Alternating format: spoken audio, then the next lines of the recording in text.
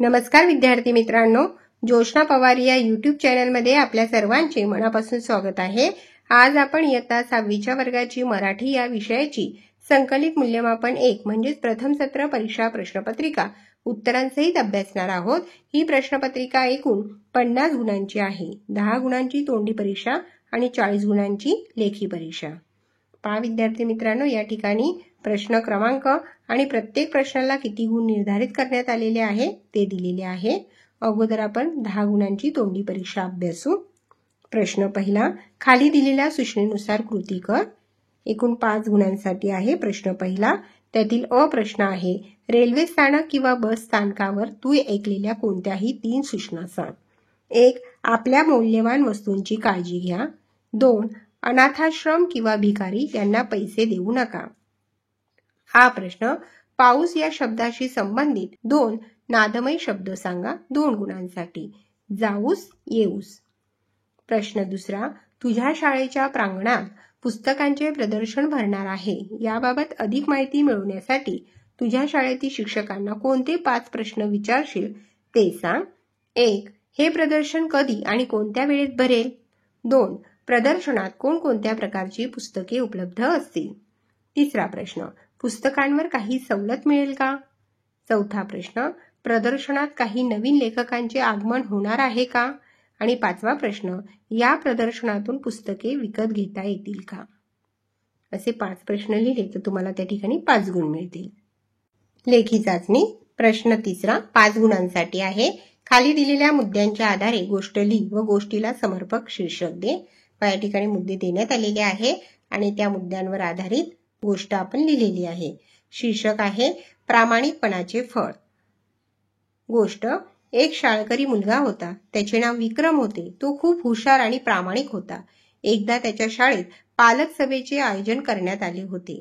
त्यावेळी त्यांचा खेळाचा तास होता। विक्रम देखील मित्रांसोबत खेळत होता। खेळता खेळता त्याला मैदानावर एक पैशांचे पाकिट सापडले। त्याने ते पाकिट उघडून पाहिले तर त्यात खूप पैसे होते। विक्रमने ते पाकिट शाळेच्या मुख्याध्यापकांकडे दिले।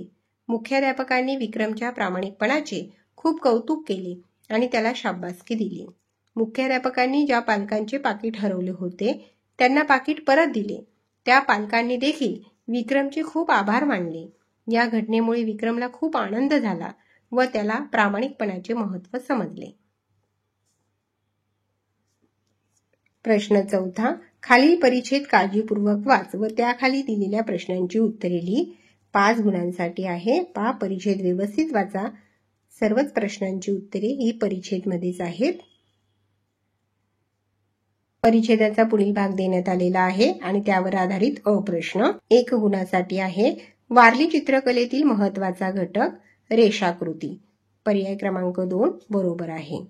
हा प्रश्न, वारली चित्रकाराने आकाशातील कोणत्या दृश्यावरून पंचकोनाचा आकार घेतला ते लिही 1 गुणासाठी। वारली चित्रकाराने आकाशातील जवळजवळ असलेल्या 5 ताऱ्यांच्या दृश्यावरून पंचकोनाचा आकार घेतला। ही प्रश्न, वारली चित्रकलेचे कोणतेही एक वैशिष्ट्य लिही 1 गुणासाठी।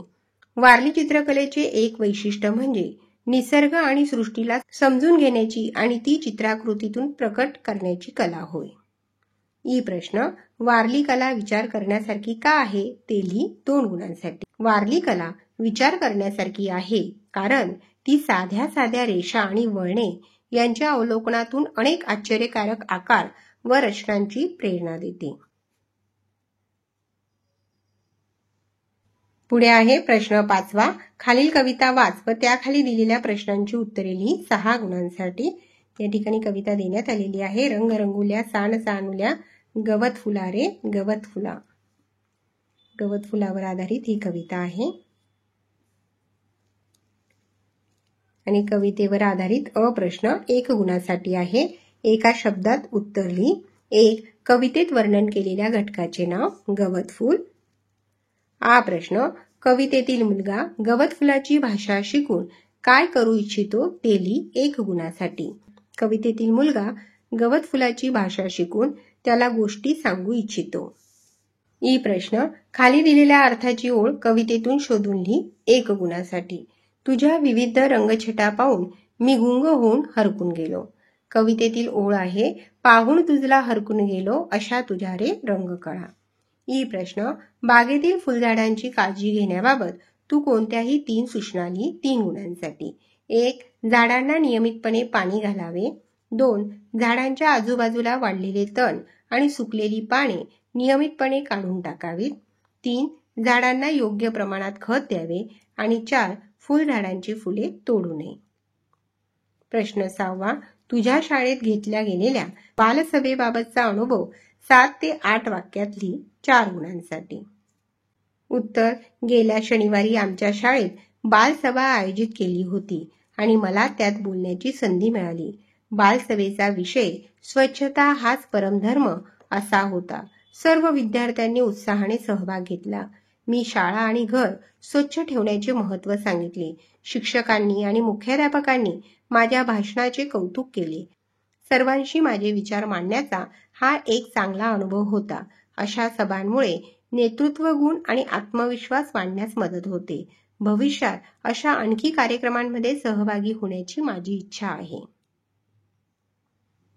पुढे आहे प्रश्न क्रमांक 7. खालील सूचना फलक वाच व विचारलेल्या प्रश्नांची उत्तरे लिही 4 गुणांसाठी. त्या ठिकाणी सूचना फलक देण्यात आलेले आहे, ते तुम्ही वाचायचे आहे आणि त्यावर आधारित कृती अ, खालील कृती सोडव 2 गुणांसाठी. अभयारण्यात प्रवेश करण्यासाठी परवाना घ्यावा लागणाऱ्या बाबी, खाजगी वाहन वापरण्यासाठी, छायाचित्रणासाठी. हा प्रश्न, अभयारण्यातील वन्य प्राण्यांचे निरीक्षण करताना सुरक्षिततेच्या दृष्टीने कोणती दक्षता घ्यावी ते सूचना फलकाच्या आधारे लिही. उत्तर, वन्य प्राण्यांचे निरीक्षण करताना नेहमी सुरक्षित अंतरावर उभे राहावे. ई प्रश्न, अभयारण्यात स्वच्छता राखण्यासंदर्भात कोणतीही एक सूचना तयार कर व लिही 1 गुणासाठी. उत्तर, अभयारण्यात खाद्यपदार्थ, कागद, प्लास्टिक, पिशव्या, बाटल्या इत्यादी टाकू नये. प्रश्न क्रमांक 8. खालील वाक्यात योग्य विरामचिन्हांचा वापर कर व वाक्य पुन्हा लिही 2 गुणांसाठी. शाळेला स्वल्पविराम, बाजाराला स्वल्पविराम, ऑफिसला जायचे असेल तर एवढ्या वेगाची काय गरज? प्रश्नचिन्ह. पुढे आहे हा प्रश्न, निशिगंधाचे फूल असते तरी किती डौलदार आणि उद्गारवाचक चिन्ह. प्रश्न 9. दिलेल्या सूचनेनुसार कृती कर 4 गुणांसाठी आहे. त्यातील अ प्रश्न, खाली दिलेले शब्द वापरून प्रत्येकी 1 वाक्य तयार कर व लिही 2 गुणांसाठी. पहिला शब्द आहे फेरफटका. आम्ही संध्याकाळी बागेत फेरफटका मारला. दुसरा शब्द आहे वितरक.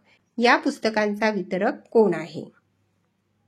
हा प्रश्न, योग्य पर्याय निवड व खालील म्हण पूर्ण कर 1 गुणासाठी.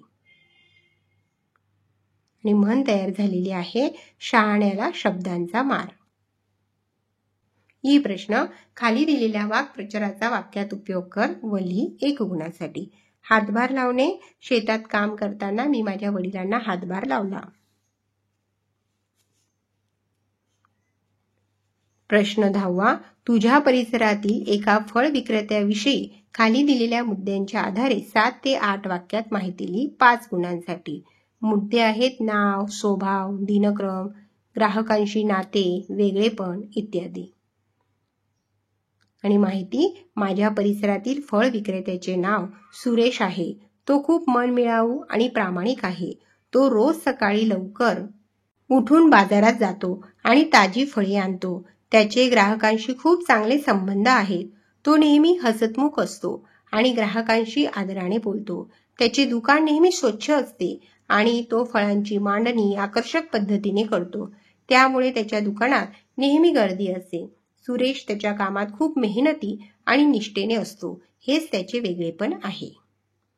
प्रश्न 11. खाली दिलेल्या सूचनेनुसार कृती कर 5 गुणांसाठी आहे. त्यातील अ प्रश्न 1 गुणासाठी आहे. खालील वाक्यातील सर्वनाम ओळखून लिही. आम्ही गोष्ट मन लावून ऐकली. सर्वनाम आहे आम्ही. आ प्रश्न, खालील वाक्यातील रिकाम्या जागी कंसातील शब्दाचे भाववाचक नाम लिहून वाक्य पूर्ण कर 1 गुणासाठी. मिनलच्या आवाजात गोडी आहे. ई प्रश्न 2 गुणांसाठी आहे. खालील वाक्यातील विशेषण व विशेष ओळखून लिही. वाक्य आहे, शाळेतील बागेत सुंदर फुले उमलली होती. विशेषण आहे सुंदर आणि विशेष आहे फुले. ई प्रश्न, खालील वाक्यातील अशुद्ध शब्द शुद्ध करून वाक्य पुन्हा लिही 1 गुणासाठी. पहा, त्या ठिकाणी खेळामुळे हा शब्द अशुद्ध आहे. खेळामुळे शरीराचा व्यायाम होतो.